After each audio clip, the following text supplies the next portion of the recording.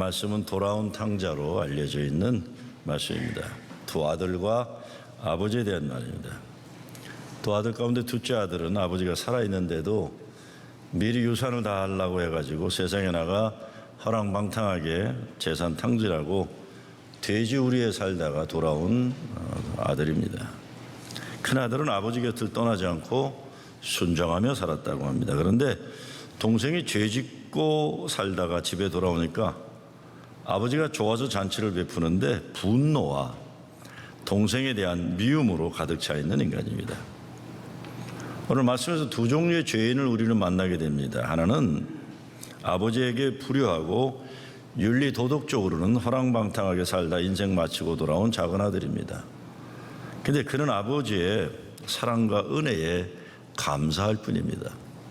그런데 다른 하나는 사고치는 없이 성실하게 집을 잘 지켰는데 그 마음속에 감사와 기쁨은 없고 불만과 미움이 가득 찬 큰아들입니다. 작은 아들은 행실의 죄를 진 인간이고 큰아들은 마음의 관계의 죄를 진 인간입니다. 모두 다 죄인이죠. 그런데 작은 아들은 회개하고 돌아왔고 큰아들은 자기가 회개할 것이 전혀 없는 의인이라고 생각하고 있다는 것입니다. 혹시라도 오늘 성경 말씀에 속편이 있어서 큰아들도 회개하고 아버지께로 돌아온다면 금상첨화일 거예요. 돌아와야만 합니다. 돌아와야만 그 가정의 기쁨이 회복되는 것이다. 큰 죄를 진 아들이지만 그 아들이 집으로 돌아오니까 아버지가 너무 기뻐합니다. 24절에 보면 이 내 아들은 죽었다가 다시 살아났으며 내가 잃었다가 다시 얻었노라 하니 저희가 즐거워하더라, 이렇게 되어 있습니다. 돌아왔다는 것은 죽음의 길에서 삶의 길로 왔다는 것, 이것이 구원입니다.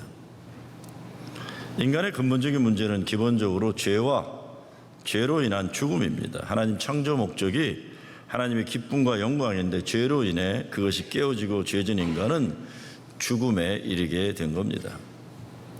로마서 6장 23절에 보면 이렇게 말합니다. 죄의 삭은 사망이요. 그래서 하나님의 은사는 그리스도 예수 우리 주 안에 있는 영생이니라.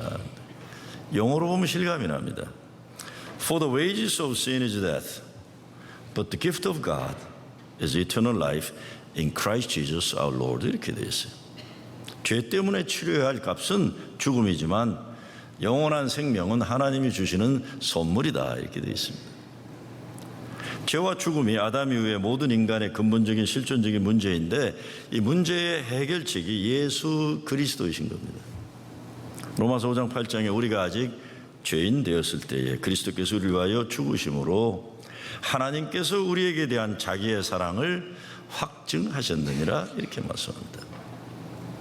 죄와 죽음에서 아버지의 집으로 돌아오는 것이 구원인데 그 구원은 그리스도께서 우리를 위하여 죽으심으로라고 되어 있습니다.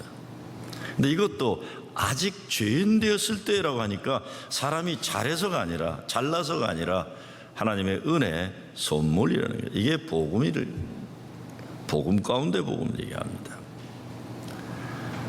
돌아오는 것이 회개입니다. 그러니까 작은 아들이 돌아온 것이 아버지께 큰 기쁨인데 우리 같은 죄인들이 하나님께 돌아오면 하나님이 큰 기쁨을 얻으신다, 이런 내용입니다. 패러독스란 말이 있어요. 비논리적인 논리에 담긴 진리다, 이런 얘기입니다. 이게 쉽게 생각하면 말이 안 되는 것 같은데 말이 되는 것을 뜻하는데 성경의 패러독스는 사도 바울이 말하는 죄가 많은 곳에 은혜가 많다는 진리입니다. 다른 표현으로 말하면 죄를 아파하는 곳이면 아파할수록 그리스도께 가까이 가는 겁니다. 그래서 예수님은 애통하는 자는 복이 있나니라고 말씀합니다. 사도 바울만큼 예수를 철저하게 잘 믿은 사람은 없을 거예요. 그런데 바울은 죄인 중에 내가 괴순이라. 근데 그 말 앞에 전제를 보면 그리스도 예수께서 죄인을 구원하시려고 세상에 임하셨다 했도다. 죄인 중에 내가 괴순이라. 그리고 아파하면서 오라, 누가 나를 이 사망의 구렁텅이에서 구원할 것인가 외쳐요. 이와 같은 인간의 실존적인 아픔 가운데 예수 그리스도의 사랑과 은혜가 임하니까 구원에 이르게 되어 영원한 죽음에서 영원한 생명으로 옮겨진 존재가 되었다는 것입니다. 죄에 대한 아픔은 고백을 가져옵니다. 고백을 통해 회개에 이르게 되는 거고 여기에 용서가 있고 새 삶에 대한 은혜가 가능한 거죠. 예수님이 애통하는 자는 복이 있다고 하신 것도 하나님의 마음속에는 용서하시는 욕망이 있기 때문에 그렇습니다. 어떤 회개가 우리에게 일어나야 할까요? 첫째는 먼저 작은 아들에게 일어난 회개입니다. 이것은 아버지 곁을 떠나 세상 허랑방탕한 것들에 눈과 마음을 빼앗기는 삶에서 돌아오는 것입니다.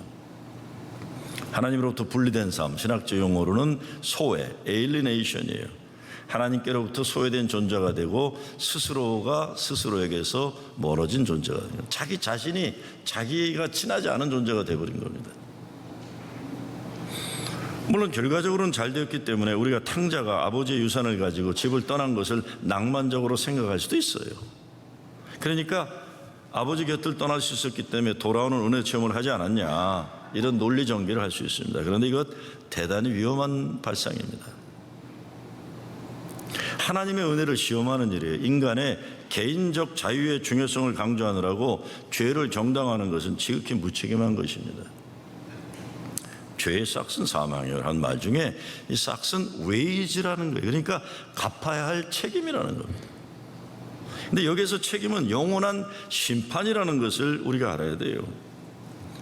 히브리서 9장 20절에 보게 되면은 영원한 심판이라는 것을 이렇게 말합니다. 한 번 죽는 것은 사람에게 정해진 것이요 그 후에는 심판이 있으리니 그 심판이 무엇입니까? 영원한 저주 곧 지옥과 영원한 생명이에요. 심판입니다. 회개하지 않으면 영원한 저주 지옥이 심판이 죽음 이후에 기다리고 있다는 말씀이에요. 그러나 죽을 수밖에 없는 죄인들을 살리신 것은 전적인 하나님의 주권적 은혜입니다. 에베소 2장에 너희의 허물과 죄로 죽었던 너희를 살리셨도다. 이미 죽었던 존재들, 영원한 죽음 앞에 기다리고 있는 존재들, 예수님이 그 죄값을 대신하여 십자가에 달리심으로 우리를 살리셨다. 그러니까요, 우리가 아마 교회만 그런지 않을까요? 세상도 똑같을 거라고 봐요. 나는 의롭다 하는 사람들 진짜 피곤한 사람들이에요. 나는 죄 안 졌다 하는 사람들만큼 피곤한 사람 없어요. 은혜를 모르니까. 에베소 2장에서 4절 5절에 긍휼에 풍성하신 하나님이 그랬어요. 우리를 사랑하신 그 큰 사랑을 인하여 허물로 죽은 우리를 그리스도와 함께 살리셨고 너희가 은혜로 구원을 얻은 것이라, 이렇게 얘기를 합니다. 흠이 많고 죄가 많았다는 건 은혜를 경험하는 하나님이 주시는 거예요. 복음성 가운데 이런 노래 있죠. 은혜가 풍성한 하나님은 믿는 자 한 사람 한 사람 어제나 오늘도 언제든지 편찮게 보호해 주셨네. 맞았어요, 내가. 목사는 틀릴 수가 없어요. 정욕과 죄악에 물든 마음을 성령의 불길로 태우사 정결케 앞서서 태우소서 깨끗게 하여 주옵소서. 주여 성령의 은사들로 오늘도 내려 주옵소서. 성령의 뜨거운 불길로서 오늘도 충만케 하옵소서. 허랑방탕한 것에 돌아서야 합니다. 우리가 돼지우리 속에서 배를 채우려던 삶을 포기하고 아버지 집으로 돌아와야 하는 겁니다. 기독교 역사에서 공식적으로 치명적인 7가지 The Seven Deadly Sin이라는 게 있었어요. 로마 카톨릭 그레고리 교황이 기원 후 6세기경에 제정한 것입니다. 그것은 교만과 탐욕과 정욕과 분노와 탐식과 시기 그리고 나태예요. 이것을 현대 사회 문제에 연결해서 스탠포드 라이먼이라는 사람이 교만의 부산물로 사람이 사람을 차별하는 것, 그러니까 인종차별, 여성차별 이런 걸 말합니다. 정욕의 부산물로 포르노와 같은 퇴폐성 문화, 탐식은 물질남용이에요. 물질남용, 내 거라고 막 쓰는 거예요. 시기는 테러리즘, 분노는 폭력, 탐심은 권력남용, 그리고 나태해지는 이웃의 고통에 무관심하는 것이라고 그 사람은 얘기해요. 이게 나태함이에요. 나밖에 모르는 거죠. 그 가운데서 가장 큰 죄악으로 교만을 말하면서 사람이 사람을 차별하는 것의 심각성을 제시합니다. 개인은 개인대로, 사회는 사회대로 회개의 역사가 일어나야 구원이 있는 거예요. 회개는 탕자가 죄악의 구렁텅이에서 아버지를 기억하고 집으로 돌아왔듯이 아버지에게로 돌아오는 겁니다. 오래전에 본 미국 영화인데 어느 젊은이가 성공의 욕심을 가지고 세상에 나가 폼 잡고 성공해요. 잘 살다가 인생에 어려움을 당하게 되는데 그런 내용인데, 마지막에 인생의 큰 어려움 속에서 마지막 힘을 내서 그 젊은이를 괴롭히는 적들을 다 물리칩니다. 이제는 그 사람이 나 인생 이렇게 살면 안 된다 그래갖고 선하고 의롭게 살기로 결단하고 적군들을 다 물리쳐요. 그렇지만 적군들을 물리쳤지만 싸움에서 받은 상처 때문에 자기도 쓰러지게 돼요. 쓰러지면서 아버지의 얼굴이 떠오르는 거예요. 그때 아버지에게 이 젊은이가 이렇게 이야기합니다. Dad, I want to go home. 아버지, 나 집으로 돌아가고 싶어요. 이것이 세상에서 살아남기 위해 치열한 전투를 치른 한 인간의 소원이에요. 아버지, 나 집에 가고 싶습니다. 이제는 그만 싸우고. 멀리 갔더니 처량하고 고나여 슬프고도 외로워 정처 없이 다니니 예수 내 주여 지금 내게 오셔서 떠나가지 마시고 길이 함께 하소서. 여러분, 집으로 돌아오셔야 됩니다. 가정을 소홀히 했던 분들도 가정으로 돌아오셔야 하고, 여러분의 영혼의 집인 교회에서 멀리 떨어져 살았던 분들 교회로 돌아오셔야 됩니다. 궁극적으로 예수 그리스도 우리 주님께 돌아와야만 합니다. 전에 40 초반에 죽자 살자 좋다고 연애해서 결혼하더니 한 또 십몇 년 살다가는 뭐 실내 죽겠네 하더니 뭐 헤어지겠다 그래요. 그래서 내가 남자놈을 불러다가 목사님, 저 여자하고 못 살겠습니다. 그래서 야, 너 저 여자하고 꼭 살아만 된다고 울고 찔찔 짜던 거 내가 기억한다 이놈아. 그랬어요. 저 여자 아니면 안 됩니다 하고 난리치는 걸 내가 기억을 하거든요. 그러고 너 못 헤어져 임마 그랬어요. 너가 저기 붙어 있으니까 싸우는 거지, 떨어지면 너 또 기어들어온다. 그렇게 쉽게 얘기하는 거 아니다. 그래서 저는 결혼 주례를 쓸 때 약속이 딱 하나 있어요. 왜 이 인간하고 결혼해야 되느냐를 쓰라고 그래요. 뭐 이 남자 아니면 안 돼요 뭐 이러고 이 여자 아니면 난 죽어요 그러고 써놓은 게 있어요. 그래서 너 이리 와 임마. 그래서 네가 쓴 거다 임마. 봐라, 카피해서 줬어요. 내가 이렇게 사랑했나요? 에라이. 가끔 페이스북에 올라와요. 놀러 다니는 거 식구들끼리. 집으로 돌아오셔야 돼요. 제 큰 딸아이가 오바마 대통령 시절에 백악관에서 일을 했어요. 20대 중반 나이에 잘 나간 거죠, 말하자면. 자식놈이 잘 나가니까 애비라도 말을 못하겠어요. 이래라 저래라 말 못하겠더라고요. 내가 한 번은 뭐라고 그랬더니, 아빠, 난 아빠보다 더 큰 일해. 그러는데 내가 기가 팍 죽어가지고 그런데 어디 하여간 대통령하고 어디 갔다 오면서 이제는 친구들하고 놀러 간다고 꿈에 부풀어서 비행기 타고 어디 간다는 거예요, 친구들하고. 그런데 몸살이 난 거예요, 몸살이. 저희 집 사람한테 전화를 했더라고요. 근데 이렇게 얘기하는 걸 들었어요.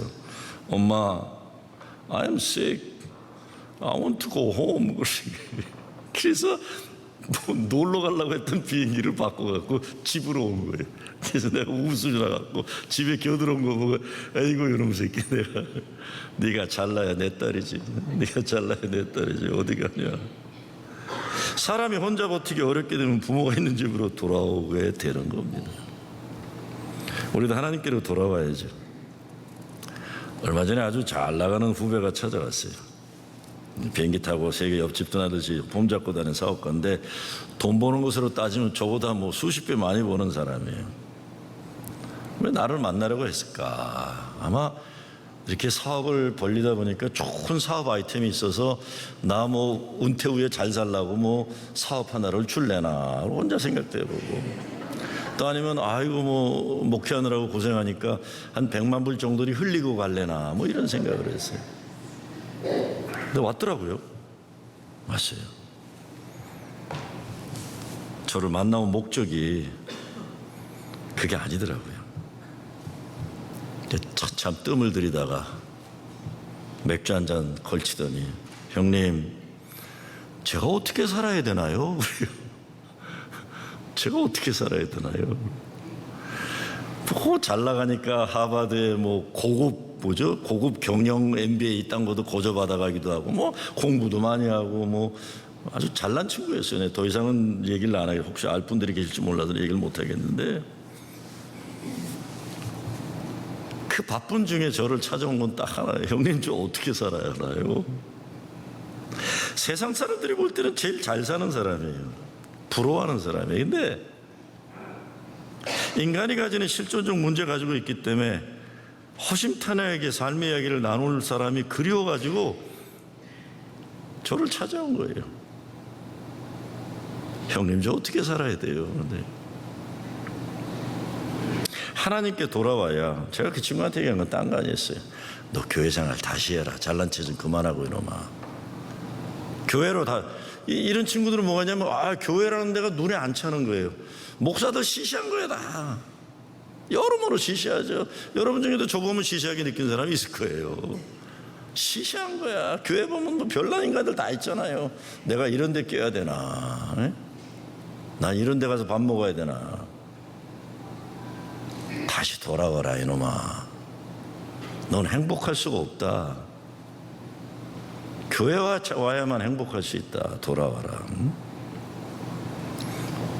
돌아와야 큰 기쁨의 축제가 있고 세상 부귀영화를 인생 목적으로 살면 돼지우리에 빠져 허덕이게 되는 거예요. 하나님 없는 물질, 하나님 없는 부귀영화, 결국은 영원한 사망의 길입니다. 돌아와야 됩니다.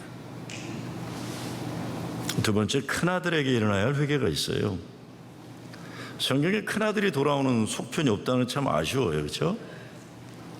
작은 아들의 인생은 아버지 집에서 기쁨의 축제에 참여하게 되는데 큰아들은 그 축제 바깥에서 분노와 미움으로 가득 차 있는 거예요. 속편이 없는 게 아까운 거는 교회 다니는 사람들 대부분 다 이렇잖아요. 그렇죠? 저도 목회하면서 이런 모습으로 살아왔고 여러분도 그런 모습이 대부분이에요. 예수 잘 믿는 게 바리새인이라고 착각하고 살았잖아요. 우리는요.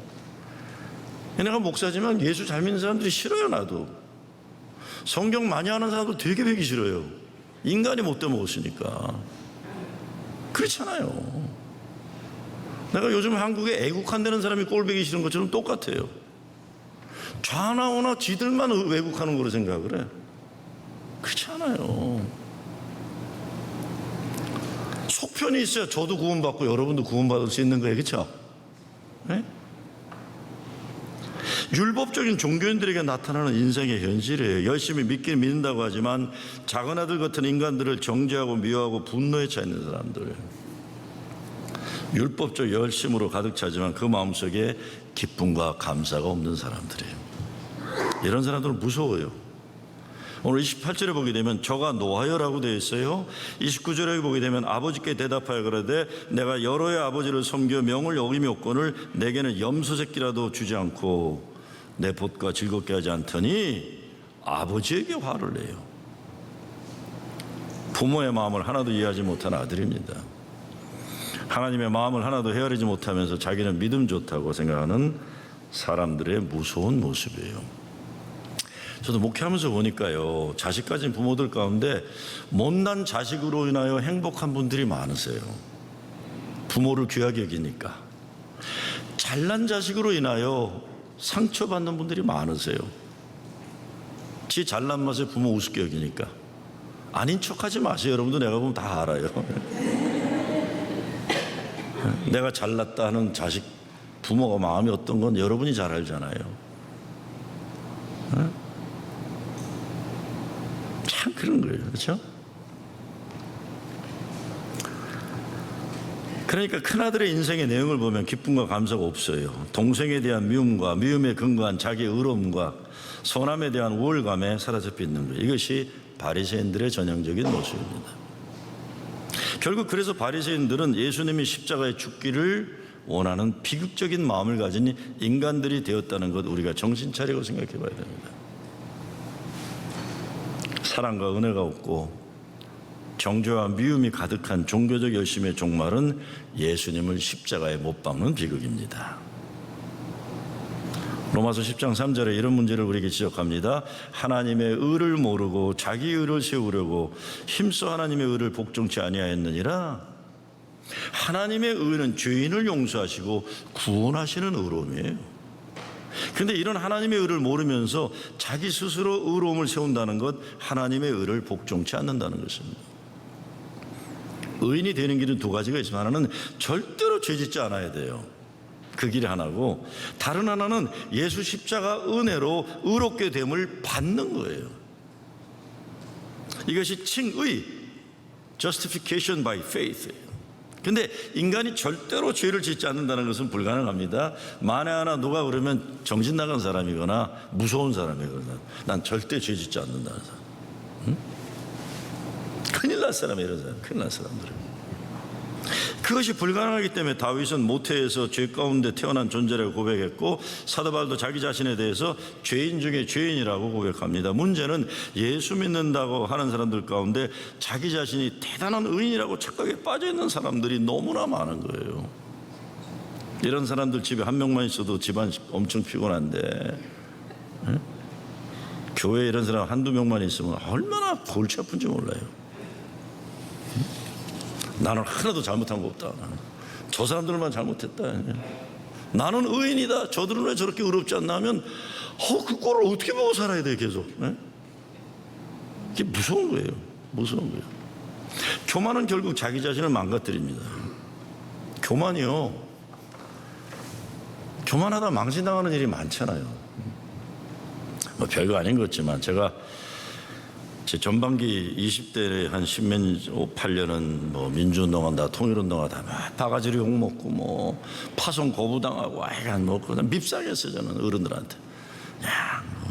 아이간 소름당한 시절이 있지만, 지난 20년은 동네에서 그래도 좀 크다는 교회 목회를 했기 때문에 솔직히 얘기하면 별 고생 없이 목회했어요. 저는 전반부 18년 고생 직사게 하고, 후반부는 뭐 그냥 편안한 목회를 했어요.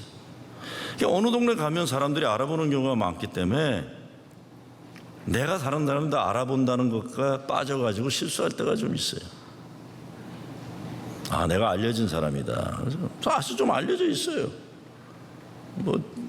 참 저를 알아보는 식당에서는 제가 뭐 좋아하는지 아니까 웨이트레스들이 뭐 계란말이라든가 이런 거 꼭 엑스트라로 만들어 갖고 와요.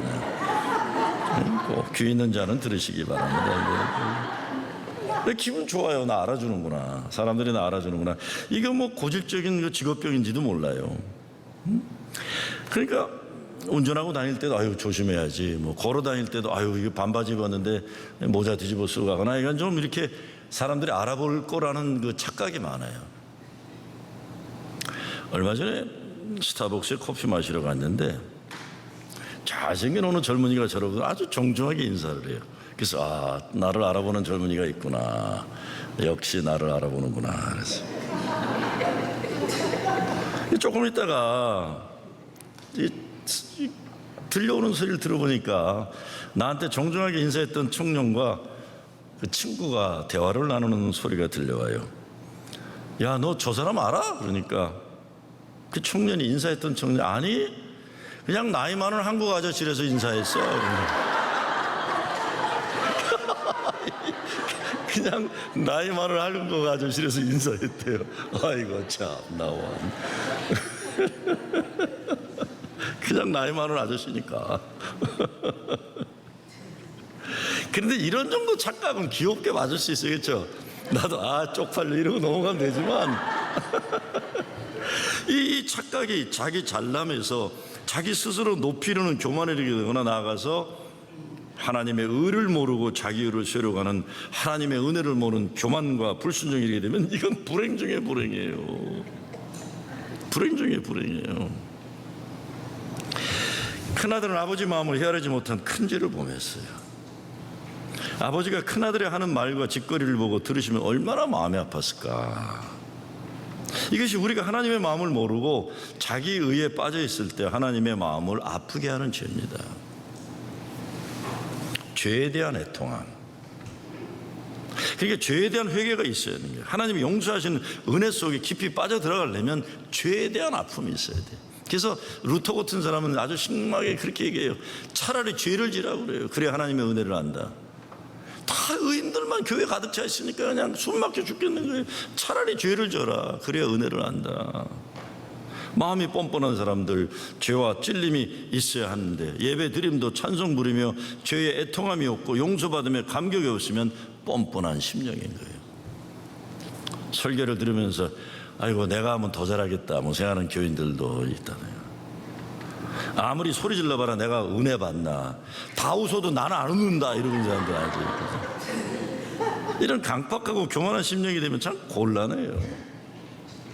여기에 은혜 체험은 불가능하래요. 형식적으로 습관적으로 예배 드리는 것이 오래되면 큰아들 같은 심령이 되는 위험에 빠지는 거예요. 죄에 대한 애통함이 있어야 은혜를 알고 영원한 생명의 길 구원에 이르게 되는 것입니다. 죄의 고백과 회개는 병도 고쳐요. 그래서 야고보서 5장 16절에 보면 이러므로 너의 죄를 서로 고하며 병 낫기를 위하여 서로 기도하라. 의인의 간구하는 역사하는 힘이 많으니라 그랬어요. 사람들끼리 하는 것 힘들면 조용한 가운데 하나님께 죄를 회개하고 기도해야, 그래야 병 고침도 받고 구원에 이르게 된다. 하나님 백성의 모임은 죄인들의 모임이에요. 용서받은 죄인들, 우리의 어려움을 다른 믿음의 형제 자녀들에게 고백할 수 있다는 것 특권이고 축복이에요. 이를 통해 우리들만 죄 가운데 있는 것이 아니라 우리 모두 죄인임을 애통하게 깨닫게 되고 서로 죄를 고백함으로 치료하는 능력이 역사될 수 있다. 이게 속회고 큐티 모임이 되는 거죠. 속회나 큐티 와서 맨날 자기 자랑이나 하고 남편 자랑이나 그냥 해대고, 쓸데없는 세상 이야기나 뭐 아는 것도 없으면서 신문 그냥 이상한 거 보고 얘기하고, 치유하는 역사가 일어날 수가 없어요. 신앙의 성숙한 변화도 일어나지 않습니다. 진짜 큐티나 속회나 잘 되려면 회개의 역사가 일어나는 거죠. 물론 거기 앉아있는 사람들이 다 책임 있는 사람이 아닐 테니까 뭐 꼭 하면 안 되는 얘기를 하죠. 아유, 집사님 기도해 주세요. 우리 남편이 우리에게 어느 권사하고 바람 피고 있어. 이딴 얘기를 하지 마세요. 감당 못할 얘기들 하지 마세요. 그런 건 저한테만 얘기하시고요. 이딴 데 얘기하지 마세요. 괜히 그런 동네 시끄러우니까 그러지 마시고, 고백과 회개의 나눔과 기도가 있어야 치유의 기적도 일어나고 잃은 영혼의 구원의 역사도 일어나는 것입니다. 회개라는 것은 죄인인 우리는 모두 하나님의 은혜가 필요하다는 것을 인정하는 거예요. 회개를 위해서 무엇보다 나의 죄에 대한 아픔이 있어요. 이게 애통함이에요. 큰아들의 문제는 동생이 죄인이라는 것을 잘 알았지만 자기는 더 큰 죄인이라는 것을 인정하지 않는 거예요. 그리고 죄진 동생이 돌아왔으면 측은하게 여기는 아버지의 공의함을 조금 형이라면 가지고 있어야 되잖아요. 자기는 잘못 없는 잘못하지 않은 의인이라는 착각에 빠져 있었기 때문에 분노하고 그런 거예요. 그러니까 오늘 예수님 말씀을 잘 들여다보면 차라리 돌아온 탕자가 되라는 겁니다. 집에 있으면서도 자기에 의해 충만하고 분노에 충만한 사람, 이거 불행한 사람이에요. 불행한 사람이에요. 무엇보다 큰아들의 죄는 아버지가 어떤 분인지 너무 몰랐어요. 모르면서 자기 마음대로 아버지를 평가한 겁니다. 내 나이가 60을 넘었어도 지금도 우리 아버지 생각하면 이런 것 때문에 내가 마음이 짠해요. 우리 아버지는 어떻게 우리들을 있는 대로 받아주셨을까? 우리 아버지는 우리 어머니들이지만 내색들은 안 하셨지만 나를 어떻게 키우셨을까? 나를 어떻게 키우셨을까? 아버지 하나님은 어떤 분이십니까? 요한 1서에 보면 우리가 사랑함은 그가 먼저 우리를 사랑하셨습니다. 그래서 난 이게 뭔지 알아요. 우리 막내 동생은 항상 사고를 쳤어요. 어려서부터 뼈가 성한 데가 없어요. 운동을 좋아하니까 뭐 다리뼈가 부러진다면은 뭐 어깨뼈가 부러지고, 뭐 오토바이 타고 가다가 굴러가지고 뭐 그냥 뭐 갈비뼈가 부러지고. 나는 한 번도 그런 적이 없어요. 난 진짜 모범생이었어요. 속은 어떤지 몰라도. 지난번 말씀드렸죠. 어머니 뇌출혈로 병원에 쓰러져 있을 때 나를 보시고는 빨리 가라 너 바쁘니까 하시다가 내 동생은 늦게 왔는데 막내가 오니까 그냥 이뻐가지고 얼굴만 나는 쓰다듬어 주지 않던 엄마가 그냥 평생 사고친 동생 얼굴은 계속 쓰다듬어 주시고 나는 빨리 가라 너 원래 바쁜 놈 아니냐. 아이고 할 말이 없더만요. 할 말이. 응? 하나님 우리를 먼저 사랑하셨다. 돌아온 탕자를 사랑하는 아버지의 사랑. 기다리고 또 기다려주신 사람. 둘째 아들이 유산 가지고 도망쳐 나간 그 순간부터 동구 밖에서 아들을 기다려왔던 아버지인데 우리 회개해야죠. 회개해야죠. 회개는 그냥 맘먹는 게 아니라 회개를 위해서 양심의 성찰과 후회와 죄를 짓지 않으려는 결심이 필요해요. 구체적인 죄를 가지고 나와야죠. 두리둥실 회개하는 게 아니라 마음에 애통함이 있다는 것 하나하나 하나님의 마음을 아프게 한 죄악에 대해 구체적으로 회개하는 거예요. 저는 정말 반은 농담으로 말씀드리지만 저는 제가 하나님께 감사한 것 중에 하나가 제가 회개를 잘해요. 저는 항상 회개하는 은사가 있어요. 새벽에 앞에서 기도할 때 여기 기도할 때 아이고 하나님 이것까지 기억나게 해주시냐고 너무 하시다고. 30년 전 죄, 20년 전 죄 다 기억나게 해주세요. 무엇보다 외적인 죄만이 아니라 마음의 죄도 회개해야죠. 작은 아들의 죄가 큽니까? 아니면 큰 아들의 죄가 큽니까? 외적인 죄는 작은 아들의 죄가 크지만 회개한 탕자는 아버지의 큰 기쁨이 된 거예요. 외적으로 큰 아들의 죄는 없어요. 그러나 마음의 죄는 아버지의 마음을 크게 아프게 하는 겁니다. 후회가 아니라 회개해야 됩니다. 회개는 슬픔, 애통함이 따라야 합니다. 아버지의 마음을 아프게 했다는 데 대한 깊은 뉘우침이 있어야 돼요. 그리고 감정의 문제이기 전에 의지의 문제예요. 의지의 신앙적 슬픔이 없는 감정적 슬픔에는 변화가 따르지 않습니다. 죄를 짓지 않으려는 결심이 있어야 돼요.